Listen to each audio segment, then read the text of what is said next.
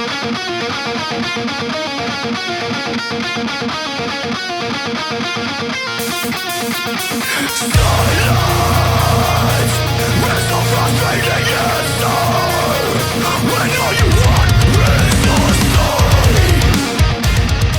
is Undaunted.Life, a man's podcast. I'm your host, Kyle Thompson. Let's get into it. All right, guys, today we've got a special guest on the podcast. Her name is Sara Wilkinson. So she is a Gold Star widow of Navy SEAL Chad Wilkinson. Chad served honorably for 21 years, including time with the Naval Special Warfare Development Group. Tragically, her husband, Chad, died via suicide in 2018. Sara has now dedicated her life to bringing awareness to suicide prevention, specifically within the spec ops community. And part of that is the Chad 1000X workout of the day that was named in honor of Chad. So this workout is where you do 1,000 weighted box step-ups, and it's done on Veterans Day every year, and you can do that with a ruck on and all those different things. And so that's actually a workout that her husband would do prior to his death. But I'll just say this right from the outset. This is unlike any interview that we've ever done here on this show. And it had a lot to do with the conversation that Sara and I had off air before we started recording. So I essentially, sometimes in the middle of an interview, like I'll just, redirect and go down this rabbit hole or, check out something else over here and, not really get to most of my questions. With this one, I didn't ask a single thing that I planned on asking her. Okay. And, she talked about that in the show, like, it was just a rough day for her. Like the day started rough, and it's just one of those ebbs and flows when you're dealing with the loss of someone that you love so deeply that, even though time goes on and you get further away from when you lost that person, you're still having to deal with the day to day. And not every day is going to be this peachy day where everything works out. And so we just weaved everywhere in this podcast. And, it's almost, right now it's like, again, I'm almost at a loss for words just because it's like I wanted to be as respectful as possible to her and the memory of Chad and everything, but also to not belabor any of the points that, other people have made or that she's made on her own appearances that she's done. And so what's probably going to be the best thing for you today listening to this episode is if you haven't heard her appearance on Jocko's podcast, so that was a year or two ago when she was on there, she went into a lot of detail on her upbringing, on her and Chad's relationship, on all Chad's deployments with the SEALs, on whenever he started to take a turn for the worse mentally, and then, the day when he took his life. And I also have a link in the show notes to that, and I'll have a link to her recent appearance with Andy Stump because she did the same thing. So we went a different route in this podcast. We didn't go through all that detail, so if you'd like to have some of that detail, it may provide some color to some of the things that were being said today. But today we talked about grief. We talked about, the wake of suicide, what happens after a suicide and after, the meal train stop and the prayer meeting stop and all the, people doing this in that memorial, like what happens after them? What about her? What about the kids? How do you grieve well? Like, how do you take care of yourself while taking care of others while still lamenting the loss of somebody that was so important? And we talk about all that. We talk about how even though she's very introverted, she's made this her life's mission to not only get awareness out, because sometimes awareness campaigns are just annoying. It's like, you're making me aware of something and then not telling me how I can help fix it. But she is like, that's something that she's dedicated her entire life to. And again, guys, Sara is an incredible person. She's an incredibly strong person, but she's also an incredibly resilient person. We talk about spiritual, mental, and physical resilience here all the time, that ability to bounce back. And, she maybe doesn't always feel that way, that she's very resilient and very strong, but she just flat out is. And it was inspiring today. This is an emotional one. Both of us got emotional at several times throughout all this, and we did our best to take care of that as much as we could. But man, this one was special, and I hope it blesses some people, because there are some people that are dealing with some of the stuff that she's dealt with. And, when we get into this whole idea of suicide and grieving, obviously you guys know just a few months ago, still grieving the loss of my cousin and what that's done to that part of the family, our family, but also Landon. We talked about that a couple of years ago, or actually would have been a year ago.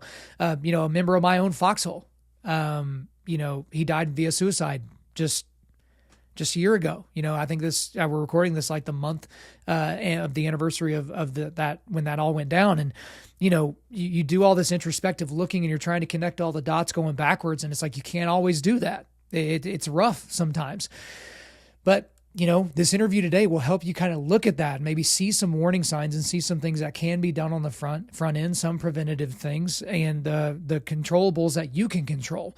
And so, yeah, again, just a special one. She's a very special woman, and this is a very, very important conversation for you guys to listen to. Do not skip this. Share this one around.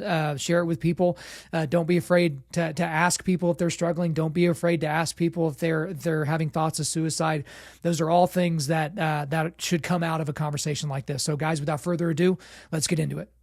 Sara Wilkinson, welcome to Undaunted.Life, a Man's podcast. Thank you. Thanks, Kyle.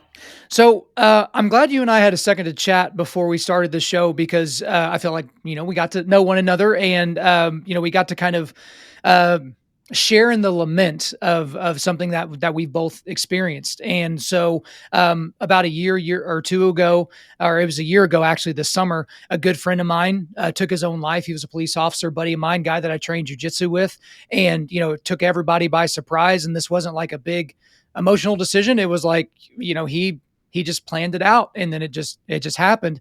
And then here a couple of months ago, a first cousin of mine, police officer, was killed while on duty. And the initial thing that you run into is the tragedy of the loss of life, but then it's the wake that everyone kind of forgets about.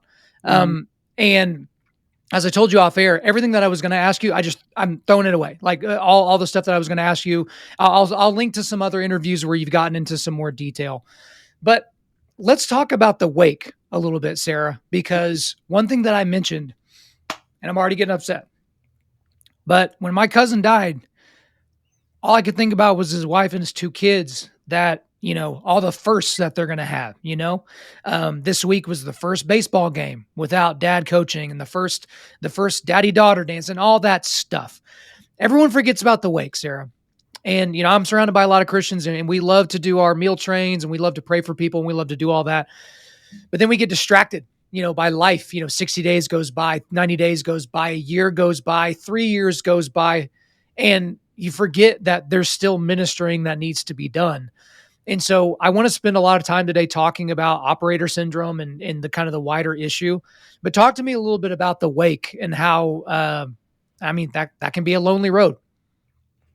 It's incredibly lonely. Yeah, you're going to cry. You're going to make me cry. It's just going to be a fountain over here. Yeah, I woke up today. Today's a pretty hard day. I don't know why. Just is.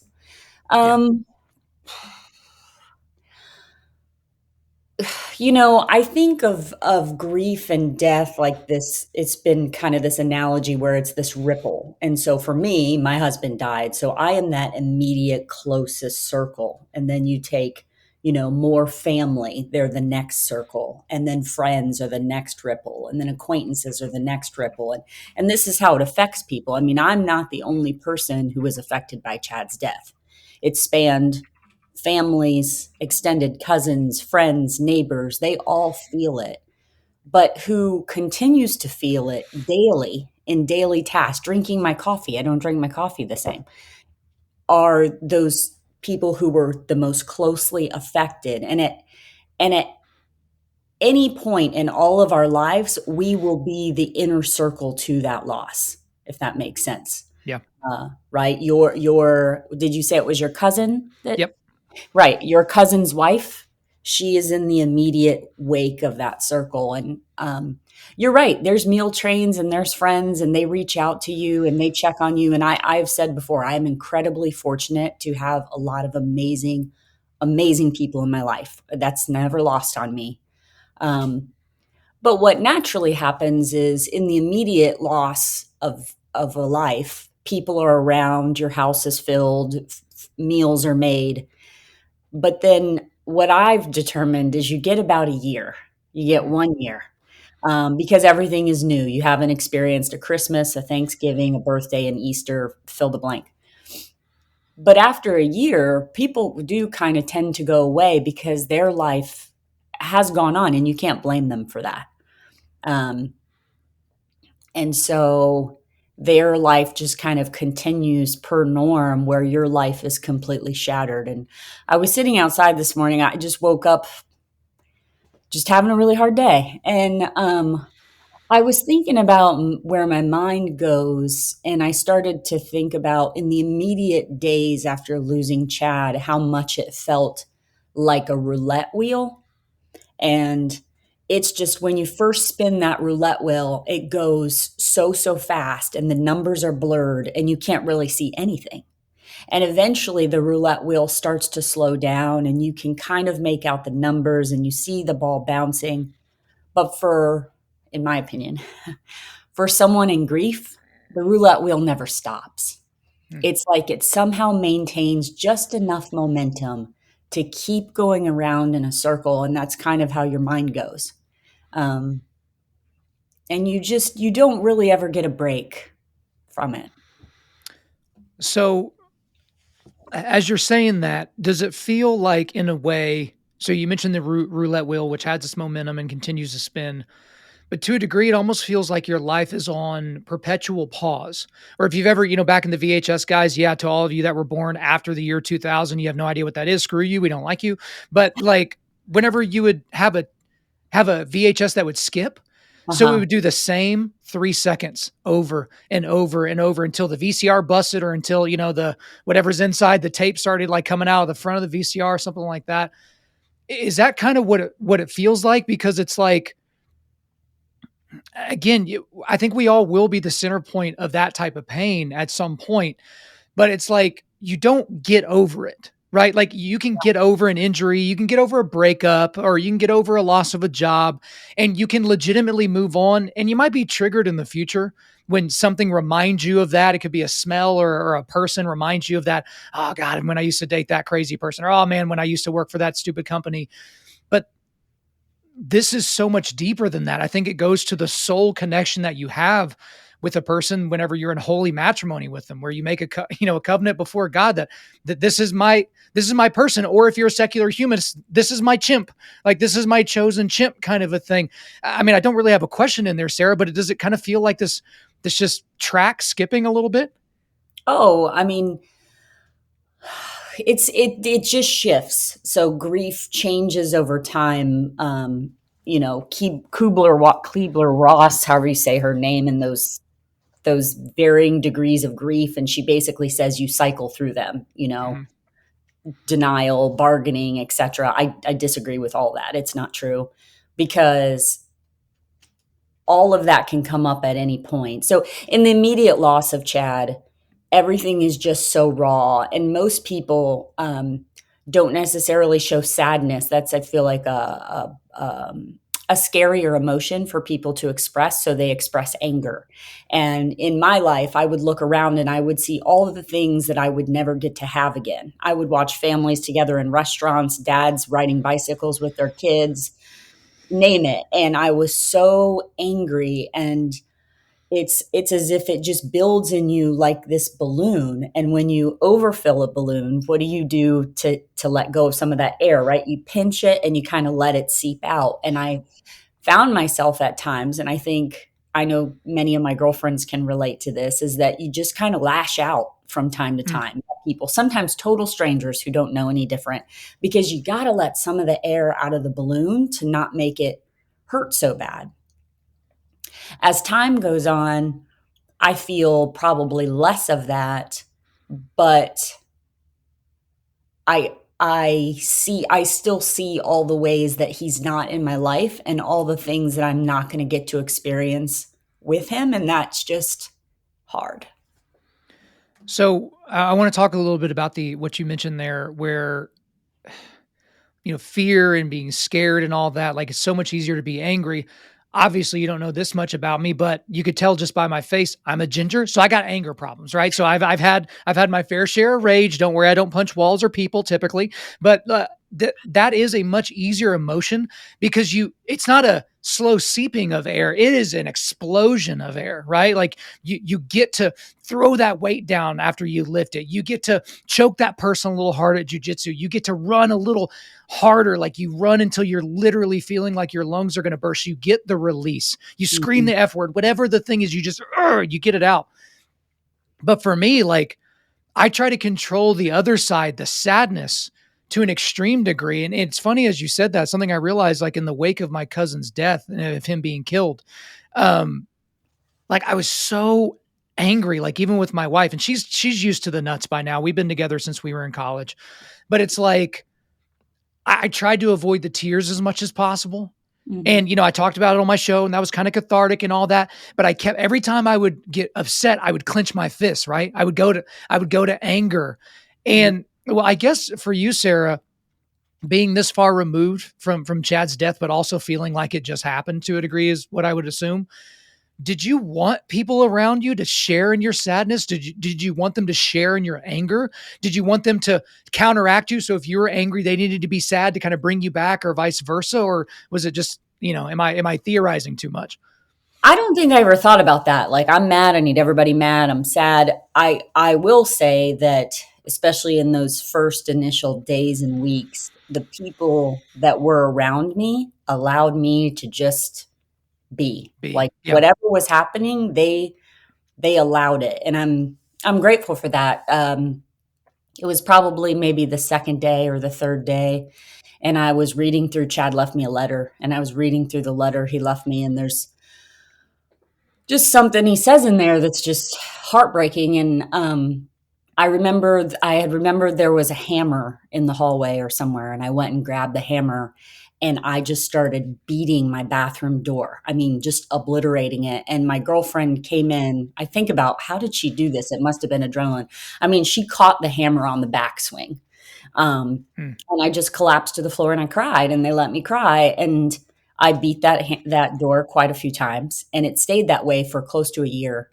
mm. And my other girlfriend, who was there as well, made plans for a home repair guy and bought a door and had it replaced. And my daughter had said, "You really shouldn't replace that door. You should just leave it," because she kind of knew it wasn't done. Well, sure enough, they replaced the door, and a while later, I beat it down again. Um, Thankfully, I don't beat doors. Can't say never, but I haven't beat any more doors. Yeah. I've definitely broken stuff. That was kind of my anger, was to break things. But I think what I've come to understand now is that, and I'm sure you've read those analogies, that grief is like a wave, right? Sure. In the ocean. And at the beginning, they just like capsize over you, and then they come without warning. And that's how it is. And you really just have to allow the emotion to be, as much as it sucks. Yeah, certainly as much as it sucks. But I would think that a lot of people try to find some semblance of stasis, some semblance of controlling the controllables, controlling enough of the controllables to where you can operate, to where you could do silly things like going to the grocery store or picking a kid up, or being sad with them about something that seems really stupid, right? I mean, I'm sure you've got girlfriends or people in your life that complain about these petty things, and you just want to be like, you stupid idiot, like what are you talking about, like this is so dumb. So I guess maybe talk to me a little bit about that, because everyone would get a lot more out of life if they just assumed everyone around them was stupid. And it's like that, you're going to have more empathy for those people if you think, hey, they don't recognize that what they're doing and saying right now is insanely offensive or stupid or short-sighted. But I guess for you, kind of being steeped in this and marinated in it for a few years, have you found some outlets that kind of keep you in some semblance of stasis while giving you the ability to go outside of that stasis whenever you need to? Uh, I mean, you name it, I've done it in Mm, terms of trying to heal myself. Literally, you name it, I've done it. I'm someone who needs a lot of downtime and a lot of private, just alone time. I don't do well being around lots of people for too long. So I kind of recharge that way. I've talked before, I ride my skateboard a lot. mm. That has proven to be very therapeutic for me when my mind is on that, spinning roulette wheel. It's just kind of like a timeout. Um, I obviously spend time with close friends, but for me, I guess I'm not doing a good job explaining this. I know that my kind of go-to is sort of like to run away or escape. So I've spent a lot of time the last 3 years traveling and just leaving town, getting out of town. Um, and I've talked at length about this. I still live where we lived in the same town, Virginia Beach, and I love Virginia Beach, but as soothing and comforting it can be, it's equally as painful. It's like it's this duplicity of emotion, and I just got back into town the other day, and it's nice to be sitting in my house, but at the same time I wonder if that's why I'm so sad. It hurts. It hurts to be here. So, I can certainly understand that. It sounds macabre to other people, but I don't think it will be to you. Like my wife and I have talked quite a bit about, what would happen if one of us, didn't come home one day, and we've got ourselves squared away financially. We have ourselves squared away like emotionally. Like I told her, like you're my one shot. I'm not going to get any better. I'm not going to get remarried. All that. Like we've had those conversations about death and all those things, and we've both agreed that, for us, like we wouldn't be able to stay in the same house. Like we wouldn't be able to do some of the same things. Like we would try to hit a hard reset. It's easy to say that on this side of it, Yeah. as opposed to experiencing it on the back end. And, maybe you need that friction, you need that duplicity to a degree. But you said something that caught me, that whenever you said you've tried everything to try and, to fix yourself, to try and heal. Um, at the risk of being bold, like I don't think that's possible, Sarah. And I don't mean for you. I mean this. It's like losing a child. Like when you lose a spouse, like the connection is so unbelievably deep.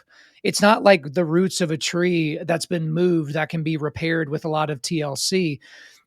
The only thing that I've ever seen in my entire life, Sarah, and that is with people that have experienced the loss of children, the loss of spouses, the loss of just unfathomable things that they've seen in evil, is turning to Christ and saying, I can't do any of this. Mhm. I can't, I hooked my ponytail to a tree and said ohms and that didn't work. I trained for a triathlon. That didn't work. I kept traveling, you know what I mean? And that didn't work. But it's like the only way that they were able to get rest was by throwing their hands up and saying, not me anymore. Not me anymore. Like, and again, we're going to have a bunch of times today where if there's not a question, I'm just going to stop talking and let you talk. This is one of those times. So go. I mean, and maybe I should rephrase that. I don't know. I didn't mean heal as in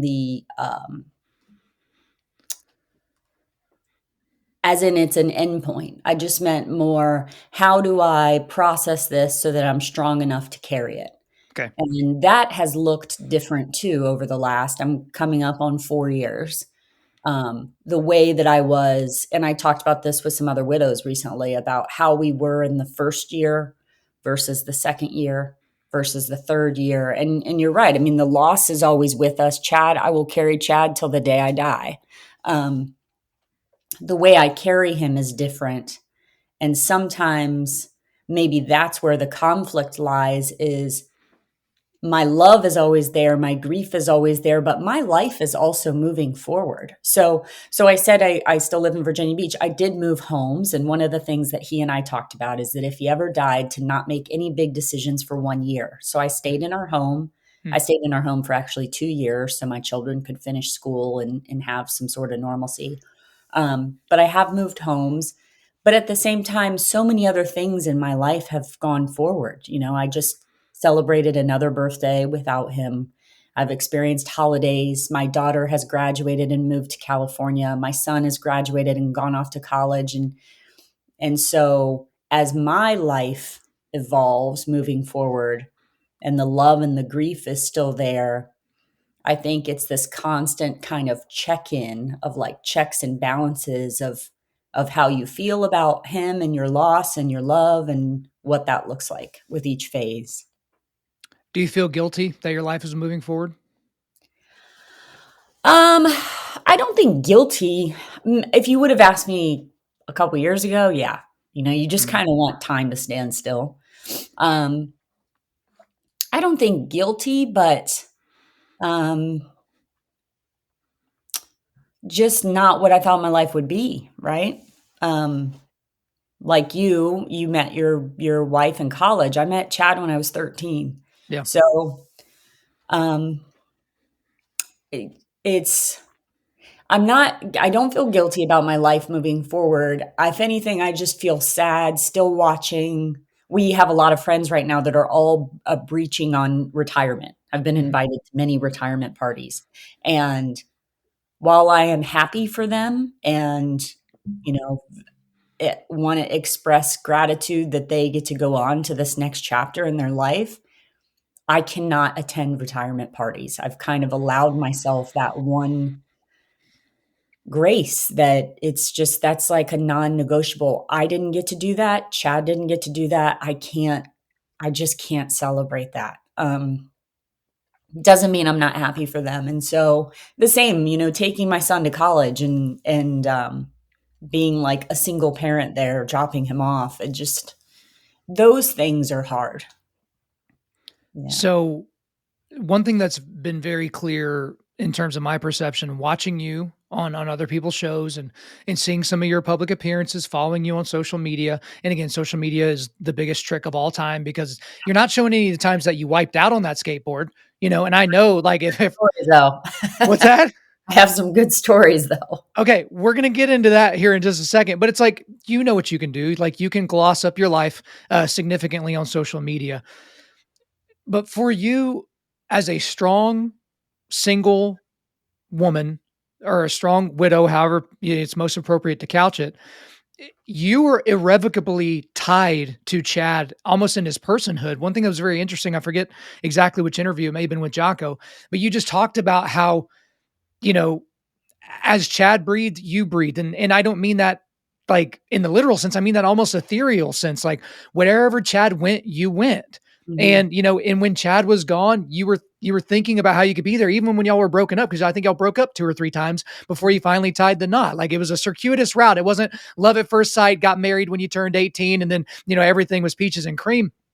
And when you lose that, you don't also at the same time lose your responsibility to yourself and to your children. And so perhaps it would be appropriate to move on to discussing what you do with children, because you're your wife first, but then you're also mama bear second. And Mhm. mama bear needs to nurture, but mama bear also has to be aggressive and be there to fight for her kids, especially when papa bear is not going to be around anymore. So, and again, we're still in the early stages, but even in those early days, what did it look like for your household in terms of how you're able to prop yourself up while also supporting your kids and telling them, hey, it's going to be okay, even if maybe you don't believe it at the time? Yeah, this is kind of a part of the story that people it's not awesome. So my kids weren't that young. My son was 14 and my daughter was 17 when he died. And Hmm. so I said before, that's such a pivotal age for kids. Even if they have both parents or whatever's happening in their life, 14 and 17 is just a hard time for kids. And um, in a lot of ways, I wish I would have done better in that early loss. I had amazing support, but I'm sure that if my kids were going to talk about it, which I'm sure they won't, but um, I was a little checked out because I was just so deep in it. And of course, my daughter had a boyfriend at the time, and I think was just kind of focused on that in high school. And my son really kind of threw himself into his friends and his friend group, because when you start to read about children and grief, it talks about how they more or less compartmentalize. Um, I Yep. can say for my son, I'm not sure it really hit him hard until this past year, his senior year, I think is when he really allowed himself to feel and express to me the loss of his dad. Um, but with my children and the way that I choose to raise them, we are very open with each other. There's kind of nothing really is off the table. Um, and I allowed that from them too. And we each have all grieved this very differently. I clearly talk about it publicly because I feel that's a mission to uphold, to keep others going down this path. My daughter's pretty private. She took her a long time to really talk about her dad much.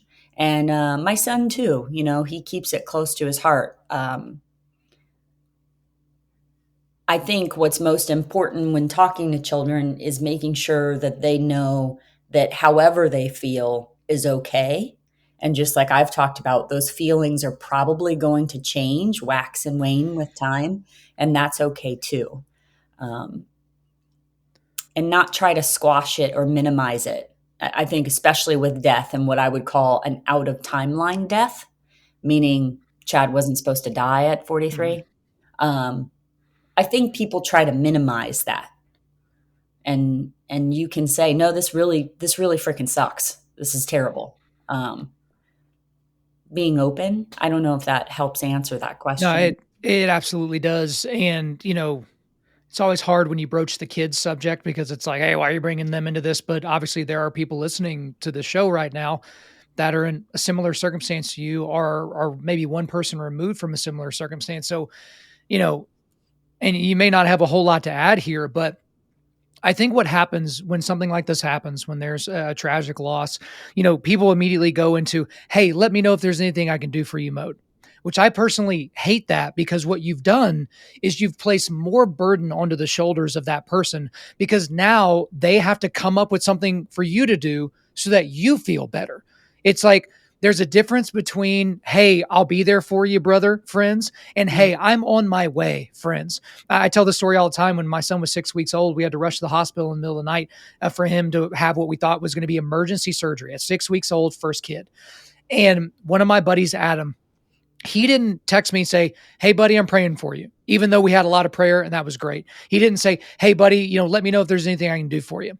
He texted me and said, I'm on my way to your house to take care of the dogs. He had never been around my dogs. He doesn't know my dogs. He doesn't know anything about them. He just knows that they're not vicious. And so he's like, I'm on my way to your house to care for the dogs. Just let me know how to get in. I don't need anything else. And, that's the difference between hey, is there anything I can do for you? Hey, can I pray for you? And I'm on my way. Let me know how to get in, and then leave me alone. We got this, right? I know people that have ran out with one kid in the middle of the night, and a neighbor came over for the other kid because they were sleeping and they were just ready. So I guess what would your advice be to people that desperately and fervently and honestly want to give ministering to a family like yours that's going through that? What are the things they should avoid doing and saying? What are the things that they should do and say? I know it's contextual to every family and all that, and we'll speak in broad strokes, but I think that would really be helpful for people, because those well-meaning people sometimes stick their foot in their mouth and they don't mean to. Oh, this could be an entire discussion in itself. Well, we got time. Let's get it. And I talked about this recently. It's across the board for people who die, especially unexpectedly, whether it's, a tragic car accident or suicide or whatever. People's natural reaction is to fill that awkward void with some sort of like platitude. Like, oh boy. Yeah. You're so strong. At least he didn't suffer. He or she's in a better place. We could list a lot of these. Yeah. I want everyone to just stop that. And I can understand, and who knows what I would have said prior to losing Chad. I could have very well said the same thing. I mean, you do learn a lot about life in hindsight. So I think it's okay to just sit with the person almost in the awkward silence and say something to the effect like, I'm really sorry you're going through this. I'm expressing it that way is better than trying to fill some kind of fake empty line.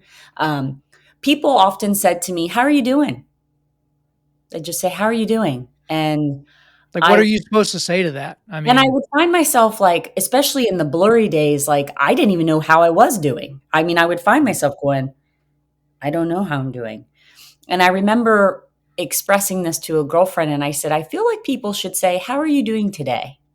Because when you just add that one word, today, and this goes for people that are living too, because in our world, there's so much struggle with mental health and depression and et cetera, that people are really in a tough spot. That if we would just change the language to, how are you doing today? It gives people the freedom to say, just as I said to you when we got on today before you started recording, I'm having a really bad day. Yeah. Give me the freedom to have a bad day. Maybe tomorrow won't be a bad day. It doesn't mean that my whole entire life is bad. It just means in this moment, I'm really struggling. Or, you know what, I'm having a really good day because X, Y, and Z happened.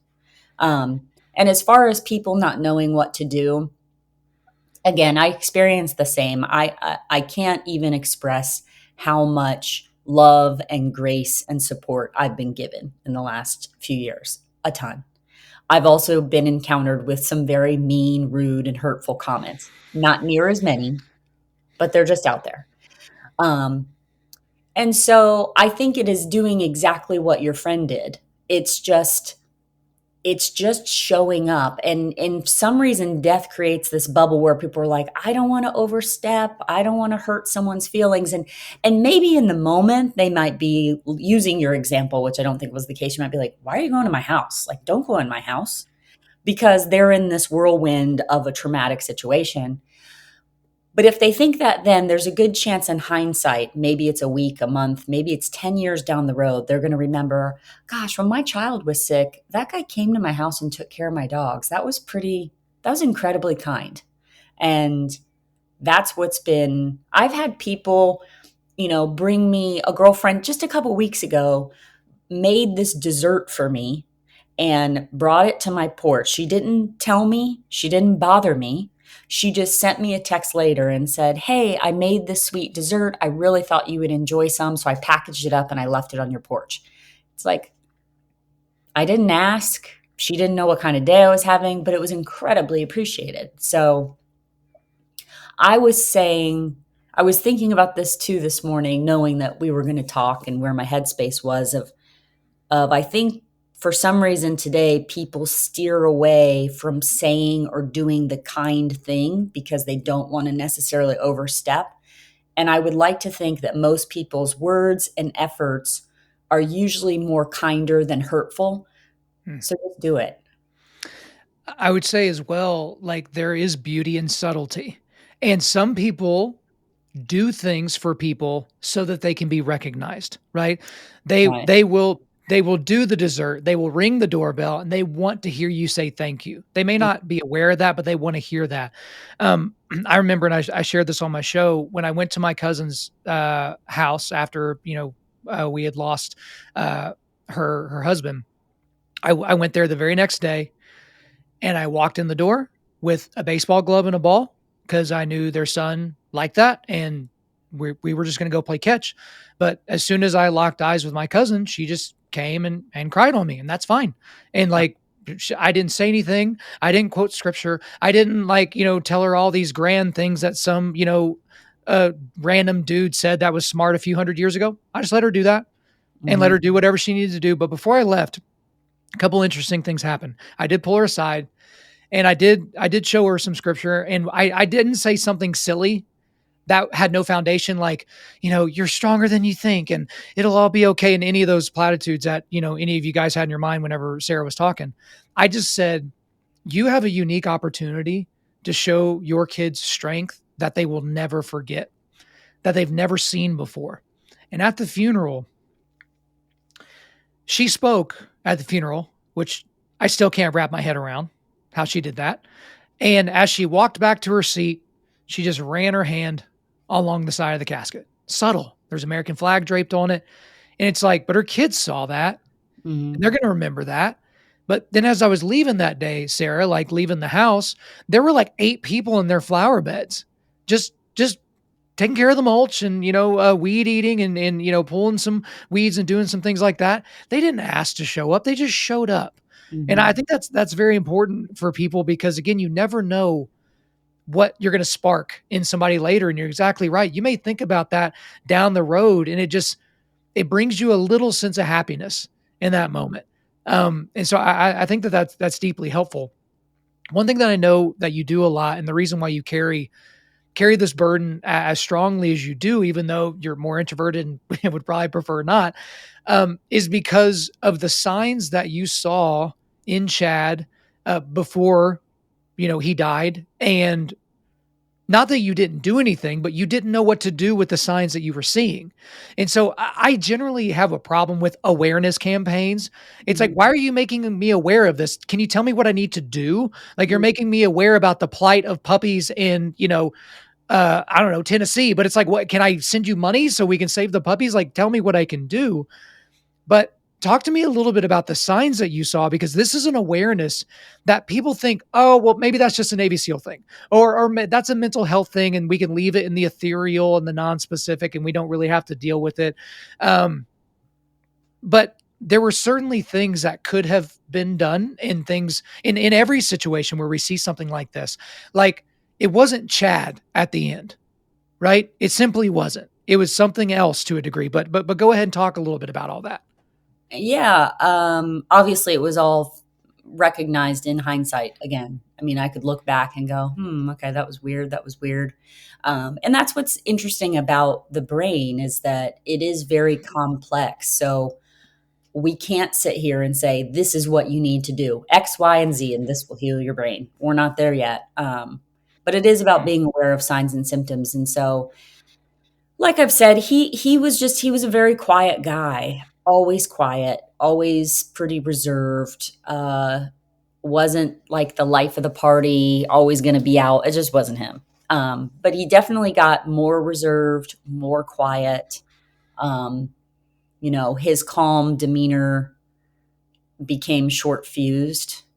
Um, he he slept terribly. I mean, I've said that till I'm blue in the face. I mean, and that had been going on for quite a while, like well over a year and a half, just really, really bad sleep. Um, and like many symptoms you hear about PTS, PTSD, TBIs, yes, his eyes were super sensitive. He was sensitive to noise. He was sensitive to light. He did get headaches pretty often. And I've told this story, I think, once before, but we had a running joke over who could make better pancakes. It was me, but it was actually probably him. But I remember a couple times in the morning making breakfast, and he would kind of lose his balance, and he would kind of double step and fall over. Maybe twice, I remember this. And he would go, whoa, hey, whoa, and just kind of play it off as a joke. But uh, I look back now and I think, well, that might have been something too. I mean, why would you lose your balance? He's not 80. And he he was super hyper vigilant, as again, you can easily say, well, all those guys are, right? You could get 10 wives on here and they're all probably going to say that about operators, but especially guys within naval special warfare. But it definitely became extreme. I would say maybe a little bit of paranoia set in, and he just stopped smiling.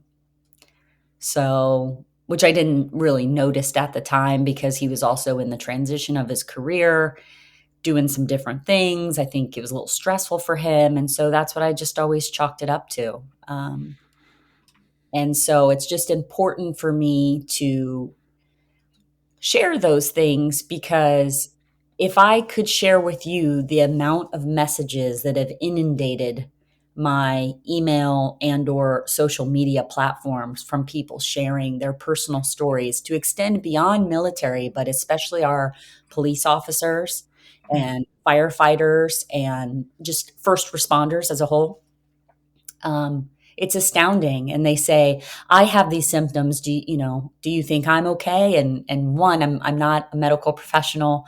I'm not a researcher. I'm just a wife who has lived it. And the only thing I can share is my own personal story with the symptoms I saw.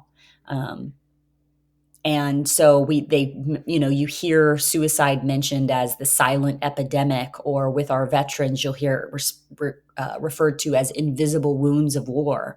And that's what's the scariest part about it is in a lot of ways invisible, and it's silent, and it just creeps in your house and you may never notice. So with that in mind, you mentioned, obviously, you can't connect the dots looking forward. You can only connect them looking backwards. Obviously, that's age old wisdom. But even though we're still in the very elementary stages, I feel this chronological snobbery all the time, as just a side note, where people feel like, oh, it's 2022, we've arrived, we know how to fix everything. Like every fix comes in, a little orange bottle with a white top, or some some new agey thing that you can do down somewhere down in Central America, and then all of a sudden your life is fixed. It's a silly thing for us to think about, because we basically don't even know how the brain functions in large part. But looking back, as you're able to connect the dots, if you could go back, what could be those things that could have been done? And I say that specifically to your situation, but also to the people listening to this that are like, oh my gosh, I'm seeing some of those signs. What are those things that can be done? Again, everyone's a little different, because what if someone's super extroverted and they become even more extroverted? Obviously, that's contextual to them. But for Sara and Chad, what would you have done differently? But also, what can other people do that are seeing signs like this? And to be clear, guys, this doesn't always lead to the same thing, right? This doesn't always lead to people hurting themselves or others or any of that. Like, there's so much nuance here, and I hate even using that word, but I would just like to hear from you. Like, what are some of those helpful things that you could give to folks? Yeah. So I'm going to kind of answer that backwards and say, and in terms of, so Chad, we donated his brain to science, and he had what's called interface astroglial scarring. So some of your listeners might have heard of CTE, chronic traumatic encephalopathy, which comes from, that physical hit, whether it's boxing, NFL, our military experiences CT as well. Interface astroglial scarring comes more or less from blast waves that they're exposed to. So breaching doors, shooting guns, etc. So he definitely had a physical wound on his brain. There are various treatments out there, whether it's the ganglion block, which Chad had, and he was still gone. There's MERT, which is essentially kind of magnets on the brain. I'm going to simplify that. There is plant medicine research. And then beyond that, there is what I call experiential therapies, which you can go online and find. You can shoot guns, ride horses, go sailing, right? All that. Great. That's 16% effective, I believe, are the numbers right now. So it might alleviate the signs and symptoms of PTS or PTSD, but it's not going to actually heal the brain. So with that all being said, right? And it's up to you to if you're there, to kind of find the path of treatment that might work. Now, the front part of your question is, if I was with Chad and I could try to help him, assuming that he shared with me that he was struggling, and he didn't. I think it really comes down to basically triaging. And you said it. I mean, the brain is really complex, and there's so much that we know, but there's so much that we don't know. And to that effect, how our brains are wired, it also has to take into account kind of what we've experienced in our life from birth up until you and I sitting here right now, which only adds to its complexity.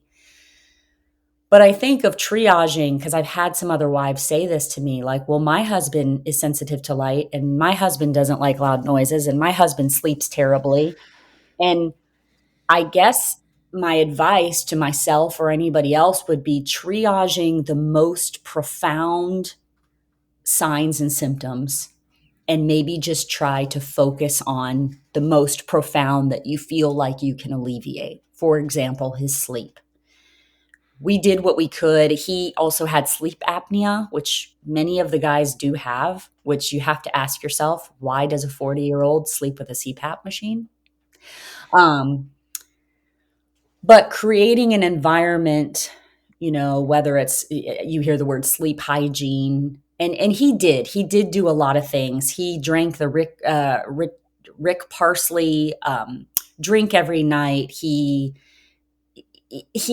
did a lot of things to try to improve his sleep with not much luck.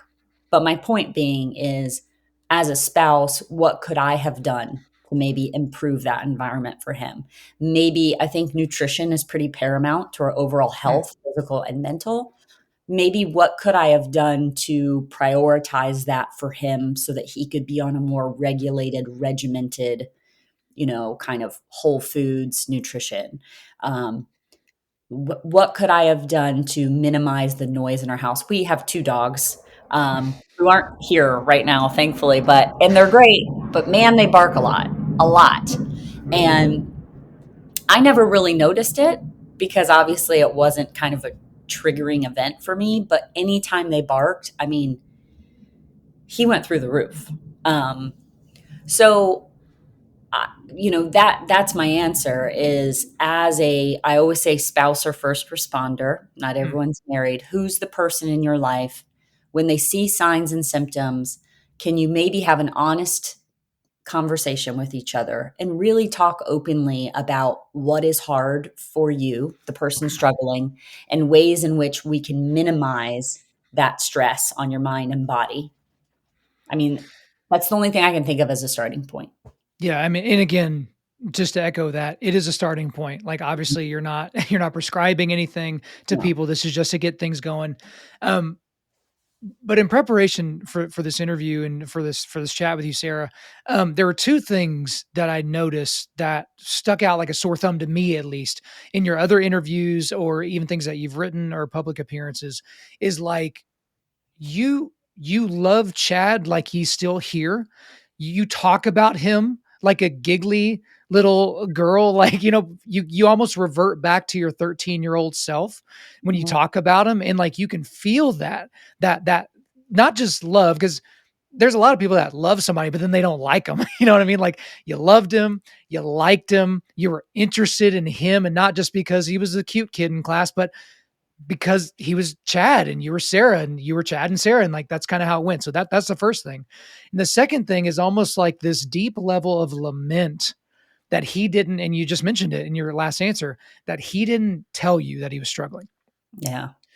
And again, you can't do much with that because Mm. you can only control you. You can only control the controllables, but he was an alpha. And then he got into a community of alphas and then ascended to the upper echelon of the community of alphas.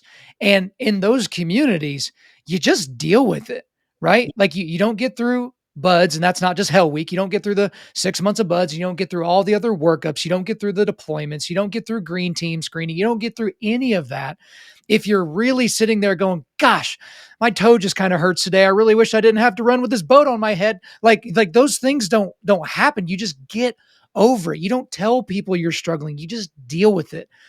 So I don't necessarily need you to talk about the first thing because we get it. Like you're in love with him and you will be, and that's just how it is.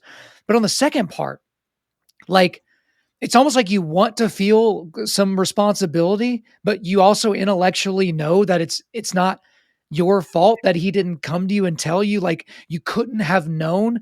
But walk me through that, because I'm sure you've had your ups and downs just with that, feeling responsible and then feeling like you were out of control and everything in between.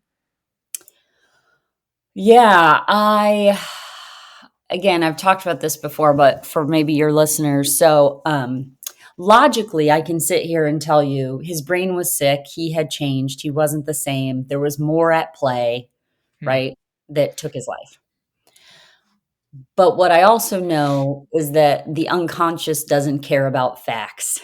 And so when, I'm in this not just from a logical, looking at the brain kind of neuroscientist perspective that they have, I'm emotionally attached to this. And you mentioned earlier about taking a vow. And when you take a vow to marry someone in sickness and in health, um, Yeah. there are many sicknesses that when someone dies, that's excusable because how could you have stopped it? Cancer or heart disease. Um, but with a suicide and with a mental battle and someone kind of struggling day in and day out, for him to not hold that thought for a second. And then for him to be a Navy SEAL, which, yeah, he was tough. He did amazing things. He was type A overachiever, things that I loved about him. I would imagine there were many times in his job he didn't feel safe. Hmm. And he's on high alert, right? And he's deployed and you just never know. And that constant cycle. And for him to come home to me, I felt safe. I felt the safest when I was with Chad, always. So my understanding is, wouldn't I also make him feel safe where he could be completely himself? I was going to make him feel safe. And the safest place two married people, I think, can be is also the bed that you share together, where you sleep side by side. And so it's just incredibly painful to me that he didn't share a struggle with me, which makes me wonder, did I not make him feel safe enough to share that?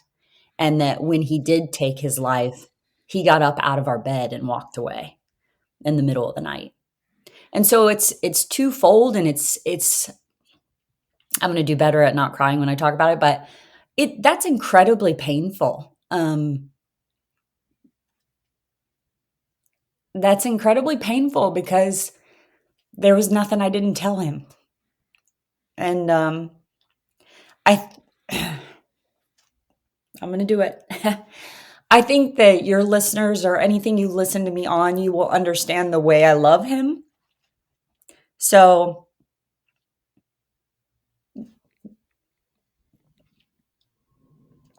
there's nothing that he could have told me that would have changed that. And so I don't know why he didn't tell me. Yeah. I think it's important to note in all of this, Sarah, is that there are people that go through what you've gone through, that they navel gaze for the rest of their lives, or they lash out in ways that hurt themselves and hurt other people. And that becomes the defining thing about them is, yeah, old Tom, he lost his wife, 20 years ago, and he's just been shut in, curmudgeon, hermit the rest of the time. And like, they're defined by that horrible, horrific thing, right? But what you've done, and against your own wiring, as a person not wanting to go out there and be the one blowing the trumpet, you'd rather be the one behind the scenes listening to it. You've gotten the story out about what happened, as painful and as much as it sucks. And you've turned it into something that other people can attach themselves to for their own journey, for their own mental health journey, for their own improvement. So I'd like you to talk a little bit about the things that you're doing now from an advocacy standpoint, from an awareness standpoint, and then other things. Obviously, perhaps in there we can talk about Chad 1000X. We'll certainly talk about that before we get you out of here. But talk to me about what's happening now, because I mean, in all honesty, and I tried to affirm you before you even got on here, like, you're not doing the normal thing. And that's awesome, because the normal thing would be to do all this that you're going through outside of the public eye. You can feel that safety from all the eyeballs and all the attention, but there's something really important that you want to make sure it gets out there. And you don't want what happened to you and your family to happen to other families, or to just be like, oh, well, that's a thing that happened and there's nothing we can do about it. So talk about all the things that you're working on now. Yeah, I think I I didn't set out to be this public speaker and person who goes on a bunch of podcasts to share my personal story. If anything, it goes completely against the way Chad and I lived our lives the last 20 years. But it's happened organically, and I'm okay with it, at least for now, for the moment. And it really kind of stems back to that love. Like, I loved him so much. And you look out into the world at the billions of people and you think, you know, everybody is somebody's person. It's somebody's person. And I don't want the next person to lose the most important person in their life.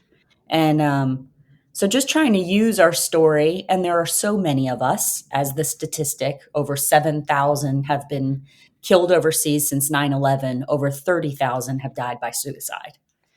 That's a staggering statistic. And Yeah. so it's terrifying. I do a lot of public speaking to various veteran groups or within other nonprofits. I've also partnered with GoRuck, as you've mentioned, and we did start a workout in Chad's name. It's called Chad 1000X.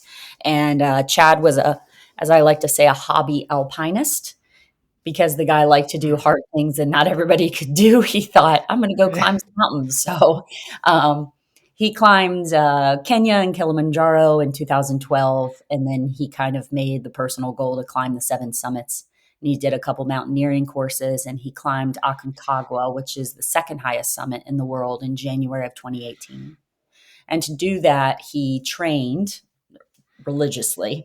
But doing one of the things he did was 1,000 step ups on a box with a 45-pound pack because he naturally didn't want to be the last man up the mountain. He didn't want to like pull the team down. So he was going to make sure he went in fully prepared. And I did speak at his funeral.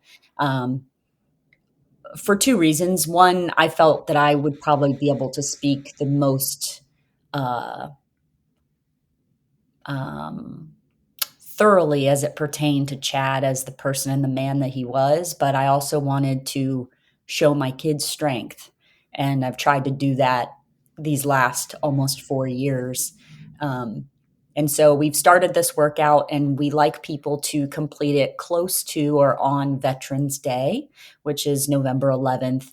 And oftentimes when workouts are made in names of the fallen, it's done on their anniversary date. And Chad died October 29th of 2018. But the story isn't Chad, right? I mean, it's named Chad 1000X, but the story is really about all of our current veterans and first responders who serve our country to give us freedoms and these invisible scars they carry.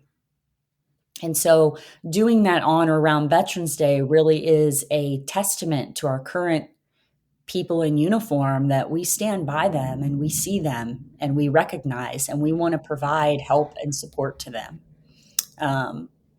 And chad1000x.com is where people can register. The funds will go to the nonprofit I started called the Step Up Foundation. And the Step Up Foundation then filters those funds to programs that serve veterans for TBI, PTS, and blast wave injury. Um, and so this topic is really growing in momentum. You can find a ton out there on the internet right now regarding mental health, which is a great thing. But I don't want to talk about it. I want to be about it. And that's all I'm trying to do is share my story. Unfortunately, I know too many other stories that I never include in interviews because it's not my story to tell. But I'm just one of thousands of people that have experienced this loss. Well, you're not trying to do it. You're doing it. You're absolutely doing it every day. And as we talked about before we even got all this started, like, there are days that just flat out suck, but it's a day, and you're blessed to have that day, and you have to figure out a way to get to the end of it. And for a lot of people, you talk about, the inspiration behind the workout and everything like that. With a lot of these mountaineers or these types of people, it's the next step. Like that's really all it is. Going all the way back to his training to be a Navy SEAL. It's that next thing. It's Right. just get to that next meal, or get to that next, get to that next seagull as you're running on the sea. Like, it's get to the next thing. And that's what you're all there to do. And I'm so glad to be in the show to be an ambassador for the Chad 1000X this year. Guys, you were listening to this, I think exactly 30 days before Veterans Day. Okay.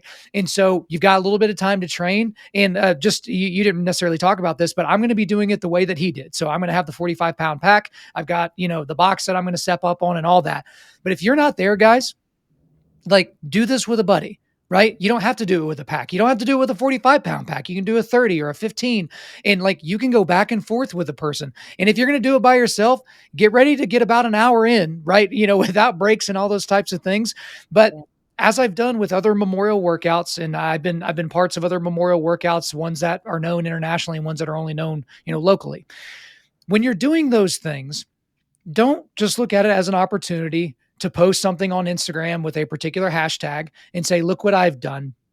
Try to bounce off that attention off of you onto whatever the thing is, onto the foundation that's being supported, onto the family that's being supported, because that is your role. In my opinion, you can differ with me on this, Sarah, and I'll take the correction, but this workout's not about you guys, right? This is about honoring somebody else. I remember years ago, someone's mother died suddenly, a coworker of mine, and I went on a run that day. Like, it wasn't a memorial workout, but I went on an especially hard run, and I did no music, no headphones. And I thought about that family, and I prayed for that family the entire time, because they were the point. Right. And so that's the encouragement I would want to give to you guys, is not only do that, go and register. There are people that are gathering in your area that are doing it. You can do it by yourself. There's a lot of different options out there. So, Sara, there's more that we can talk about, but I think that we've covered a lot of ground today, and we've done a lot of good. And I'll have stuff in the show notes so people can know where to find you, know where to find all these different organizations and everything else like that. But is there anything else that you'd like to say to our audience before we let you get out of here? No, just I would say that if you have someone in your life that you think is struggling, your first thought might be to not ask them if they've thought about taking their life, or to ask them if they're struggling. But that's exactly what you should be doing. And if you feel as though something is off with someone that you know and love, trust your gut and lean into that. I can absolutely co-sign that as well. Sara Wilkinson, thank you for coming on Undaunted.Life, a Man's podcast. Thank you, Kyle. There you go, guys. I hope you enjoyed my time with Sara Wilkinson. But before we let you go, we are going to do a quick resilience boost. At Undaunted.Life, our mission is equipping men to push back darkness with content that forges spiritual, mental, and physical resilience. So I've got a lot of links for you today. I have a link to Sara's Instagram page because that's where she does the majority of her communication. But also she mentioned the Step Up Foundation. So that's the foundation she started in the wake of Chad's suicide. And so I've got a link to their Instagram and also to their foundation page. And then I've got a link to the Chad 1000X website. So if you guys are going to do this website, if you're going to do it at your gym or your group or your foxhole or whatever, make sure you go to that website and register. Also, I've got a link to the Go Ruck website where they have some gear. So if you're wanting to buy a ruck or some different things that you can use for that workout, you can go there and do that. And then I've got links to her interviews with Jocko Willing and also Andy Stump. Thank you guys so much for listening to the show. We do appreciate it. Wherever you're listening to this, please subscribe, rate, and leave us a positive 5-star review. If you want me to come speak live at your event or on your podcast, just shoot me an email to info@undaunted.life. That's info@undaunted.life. Follow us on Instagram and like us on Facebook, and check out our website for everything else, including how to donate to keep more content like this coming your way. Just go to www.undaunted.life. And as always, we want to thank the band August Burns Red for allowing us to use their music for our content. The music on this podcast is their song Cutting the Ties, which is off their 10th anniversary re-recording of their album Leveler. The links are in the description. I'm your host, Kyle Thompson. Remember, keep pushing back darkness, keep forging spiritual, mental, and physical resilience, keep seeking the Lion of Judah.